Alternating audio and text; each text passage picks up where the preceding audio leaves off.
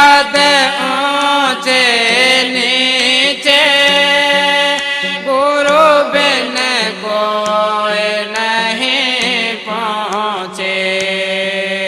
गुरु ध्यान धरो तुम मन में, गुरु नाम सुमर छिन छिन में। गुरु ध्यान धरो तुम मन में, गुरु नाम सुमर छिन छिन में। गुरु ही सब भेद बखाना, गुरु से राधा स्वामी जाना। गुरु ही सब भेद बखाना, गुरु ध्यान धरो तुम मन में, गुरु नाम सुमर छिन छिन में।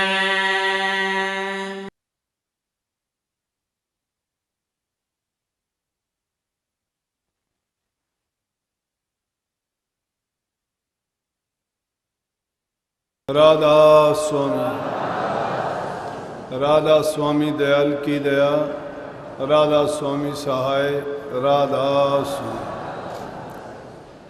प्यारी साध संगत, बुजुर्गों, माताओं, बहनों, भाइयों, जितने भी आप सत्संग लाभ के लिए उपस्थित हुए हो, शांति से बैठ के सत्संग का लाभ उठाएं। कल शाम को भी आधा घंटा जब सेवादारों से मिलने के लिए आया, सत्संग दिया था। गुरु पूर्णिमा है, गुरु पूर्णिमाएं होती हैं। आज विशेष रूप से नानक साहब का अवतरण दिवस होने के कारण जब से हमारे सत्संग की शुरुआत हुई है, महाराज जी ने जब से आम सत्संग जारी किया, उसी टाइम से ये हमारे मुख्य सत्संगों में शुमार है और बिना नागा चलता आ रहा है। बड़ी खुशी की बात है। वैसे तो काम का समय होने के कारण संगत पे थोड़ा बहुत होता है कि काफ़ी सत्संगियों की शिकायत रह जाती है कि जी काम ज़्यादा होने के कारण हम सत्संग का लाभ नहीं उठा पाए। लेकिन ये धोखा मन में नहीं रखना चाहिए। सत्संगी आदमी जहाँ कहीं भी होता है और जब भी उसके दिल में ऐसी इच्छा, तमन्ना या ख्यालात पैदा होता है कि मैंने दर्शन नहीं किए, मैं सत्संग में उपस्थित नहीं हुआ या मैं सत्संग से वंचित रह गया, तो ये समझो कि उसकी विरह, उसका प्यार और सत्संग के लिए जो उसकी प्यास है वो और ज़्यादा बढ़ती जाती है और उससे सत्संग से भी ज़्यादा लाभ उसको वहीं बैठे बिठाए मिलता है। क्यों मिलता है कि अभ्यासियों को, परमार्थ के मार्ग पर चलने वालों को यही बात बताई जाती है। यूँ तो अनेक रास्ते हैं, अनेक तरीके हैं। किसी ने योग के द्वारा, किसी ने तप के द्वारा, किसी ने जप के द्वारा, अनेक ऐसे ऐसे रास्ते उन्होंने अपनाए। किसी ने कठोर अपने मन की वासनाओं को रोक के, इंद्रियों का दमन करके, खान पान पर कंट्रोल करके या अपने जीवन को संयमित करके परमात्मा को प्राप्त करने की कोशिश की।